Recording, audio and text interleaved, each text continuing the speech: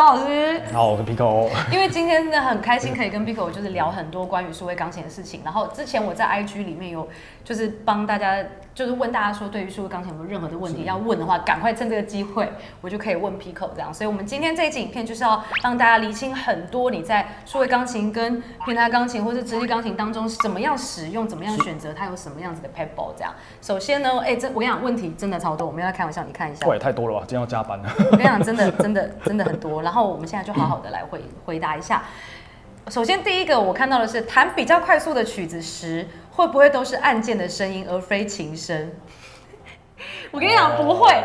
因为我知道这种感觉，就是如果你弹过那种很烂的，就是像塑胶键那一种，对，它就会走哆，然后根本没有钢琴的，就是根本没有发出琴的声音。但其实只要你稍微挑选一下，不会这样啊。对，主要还是自己可以去试弹。我觉得试弹很重要。如果都是可能选择品牌吧，对，如果品牌有保证的话，弹出的效果其实也会比较好。因为我觉得这个应该是很夸张，应该像玩具一样的吧。如果长期用数位钢琴练习，会不会影响以后使用直立琴或者是三角钢琴的表现？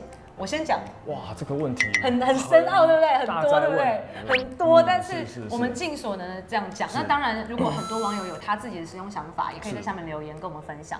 我自己讲，因为我自己是弹就是三角钢琴的人。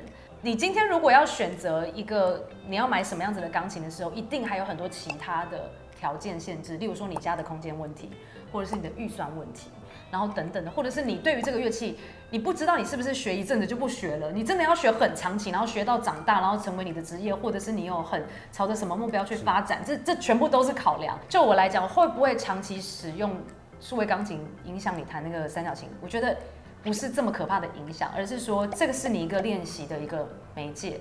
然后，如果你家里空间就是没办法放三角钢琴，那你就是选择比较可以放的大小嘛。然后再来是，任何的乐器都需要习惯它，需要长期的去练习它。所以，如果你今天原本是一个使用数位钢琴的人，从这个数位钢琴的触键，你要跳到三角琴，跳到直立琴。都一定需要适应啊！就算是你是直立琴的人，跳到平台钢琴，你也是需要适应。可是这个适应不会是就是无法适应这一件事情嘛？我觉得是这样。那主要会有这样的问题的朋友，应该都会有，比如说家里空间或者是预算方面的考量，才会去选择说啊，那数位钢琴是不是它可以去取代？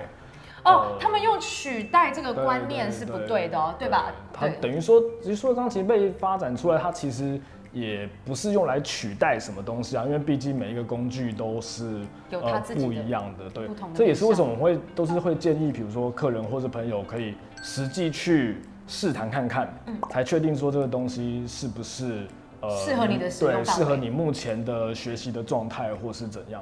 他的问题可能是会觉得说，是不是使用了数位钢琴就会衍生出很多弹琴的坏习惯，然后导致你学错方法？我觉得不是这样，是你本来就是要有一个非常正确的所有整个系统的去学习它，那你这样就不会造成一些这样弹奏错误的方法，才会让你觉得说，你转换到其他乐器的时候，怎么这样？我怎么不会弹？那可能就是你原本的站姿，为什么你的指力本来就没有做到很好的训练，所以你转换乐器上面当然会有比较大的困难。是，当然家里空间预算可以允许的话，那每个人都可以选择平台钢琴啦。对，那如果本来就没有到比如说有这方面的考量的话，那其实数位钢琴它是一个很好的问题的解决方案。数位钢琴跟 keyboard 是不是数位钢琴的音色会更接近真的钢琴？他讲的 keyboard 是电子琴的意思吧？我觉得。对，电子琴这个名称到底在讲的是什么乐器？很多人都会问我，到底电子琴跟数位钢琴有什么不一样？有时候可能是因为中文的翻译的关系啦，对啊，因为比如说在台湾，大家常常会用就是电钢琴跟数位钢琴彼此会去互相替换，但这个先暂时不去讨论那一块。那至于说电子琴这一块呢，其实比较常是用来形容就是比较早期发展的乐器，那时候可能取样技术还没有那么到位，然后它的触键也比较没有像是后来数位钢琴是尽可能是想要去揣摩这是钢琴的一个重量跟回馈。如果是现在去讨论电子琴的话，它其实是比较低阶了，比较低阶的、比较入门型的一个就是乐器的款式，所以是不能比较的。我觉得如果你真的是想学钢琴这个东西，它是跟电子琴挑选数位钢琴。对，因为那个触键真的是差异非常大。小孩初学适合使用数位钢琴吗？这个我来回答。你还没有小孩吧？对啊，还没有小孩。那我来回答。我讲我儿子芒果。他初学的时候就是使用数位钢琴，原因是因为其实我觉得小朋友的一刚开始真的很小，你如果说3、4岁啊就开始学习要练习的话，他的触键其实力道真的不足，然后他的肌肉什么发展都还没有到那么好，所以我家的是平台钢琴，而且我家的那台平台钢琴其实偏重。所以我是很能弹重琴的人啦，所以我觉得那个时候对他来讲有点困难。然后我们如果就是让他稍微比较好触键，比较能够快速引发他对这个乐器的兴趣，他能够觉得我在这上面找到兴趣了，所以渐渐让他就是我觉得他肌肉发展比较有力了之后，然后骨头什么东西，然后整个骨骼长大了之后他比较有力气，我就让他转换到平弹钢琴，我觉得是无痛转换我觉得很 OK， 因为小孩适应力也很强，而且其实没有差异到这么夸张的地步啦。订阅一下啦。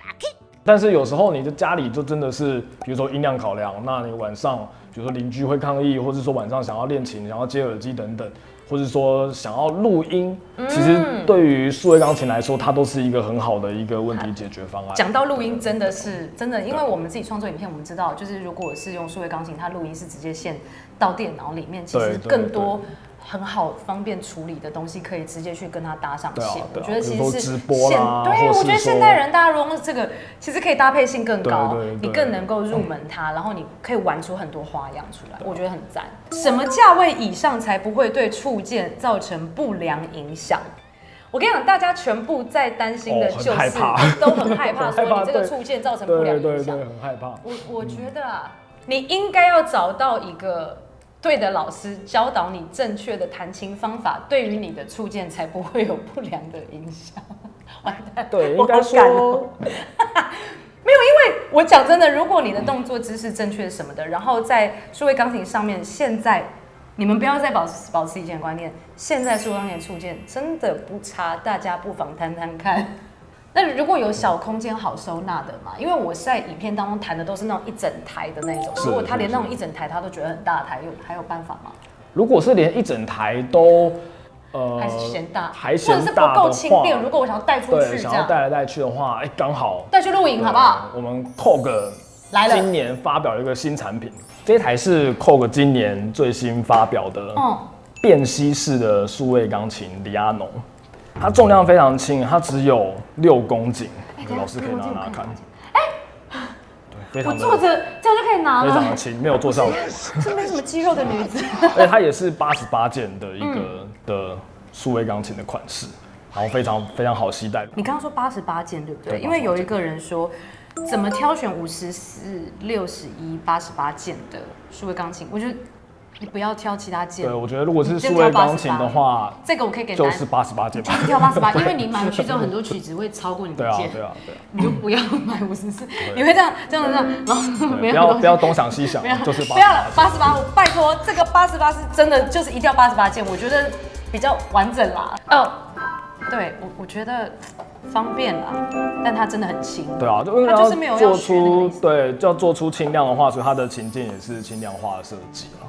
对，所以触感当然不会像刚才老师试弹的3台是这么重，对，它还是比较走一种轻盈的一个感觉。刚刚还没有提到，就是它其实是可以装电池的，而且它的钢琴音色是取样自就意大利的民琴。Fazioli。对。它其实声音也是不差，但是我觉得就是触键真的偏轻。对啊。而且有在找，比如说像是，不是这太好弹，然后一秒就很好弹，真的回弹超爽 ，Q 到不行。它有内建就是 USB 孔，它是可以当成就是 MIDI 主控键盘。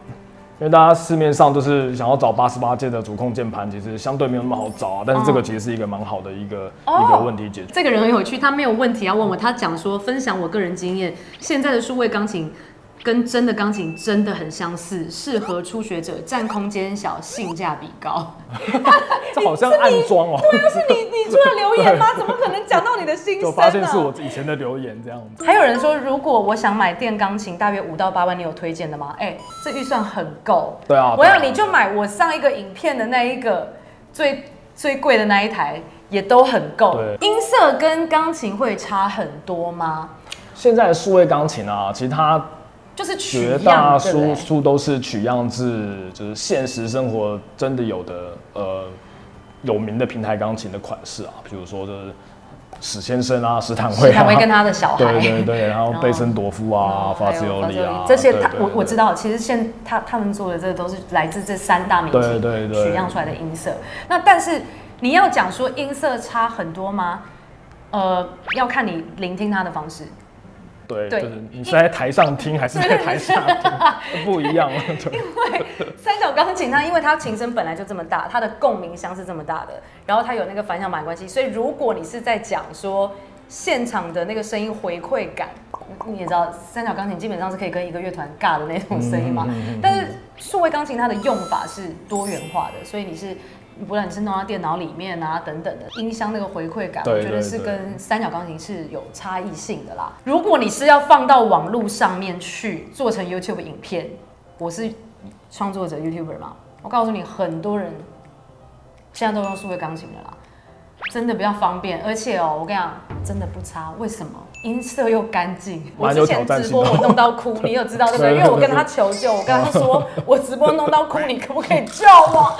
因为你知道如果是传统钢琴的收音是非常困难的。首先你要有很不错的收音的麦克风，那再来这个麦克风它除了收到钢琴的音之外，它会收到整个场域的声音。对。所以如果你家的场地这个声音残响不是很棒的那一种，那你就会还是得这样子收，然后你就会觉得那声音进去到你的电脑里面，你想要弄一个 YouTube 影片，想要上片，你就觉得你声音怎么样啪啪的。好，然后你就要怎么样？你就要开始学混音，那你就要开始把那个音，你就想说，那我就加一点音乐厅的声音好了，加一点推一点，听起来假假的，就搞半天。然后而且声音会不干净，像旁边垃圾车这样经过，然后或者是有那个飙车族这样，这样我家就常这样子，然后你就会觉得再重弹一次，再重弹一次。所以我们都会跟客人说啦，其实最困难的是空间。我觉得空间很难，你家里有办法像音乐厅那么好听？如果你能你知道够预算可以买到一个录音室，那当然恭喜你。讲多了，没有这种东西。订阅一下啦。非常感谢 Pico 哥感谢，然后也非常感谢 Core， 让我们了解更多你选择钢琴的时候应该要有什么样子的更多的想法。这样，其实最重点，我觉得大家不外乎几个，就是担心触键，然后就是觉得这两者的差异性是不是极大。总归一句，我觉得任何的乐器它都有它的适应期，即便你今天不选择数位钢琴，你选择了直立琴，那你直立琴。那跟平台钢琴有没有差距？还是有，那都是各种的适应。那我觉得大家真的是要理性购物，就是选择最适合你的。你现在选择你要学习钢琴，你的念头真的能持续那么久吗？然后你家里能不能够塞一下这个大型乐器？这些都是你参考的点。这样，那我觉得现在数位钢琴真的做得很棒。最重点还是大家直接去店里面去直接实际的去演奏它，你就会找到属于你命定的那一款。朋友有任何问题的话，都可以透过就是我们的 Facebook 粉丝页银凯国际 Sound Sketch 跟我们联系。希望大家喜欢今天影片，有解决到你们疑问吗？如果没有，也可以在下面留言，我们会再回复大家。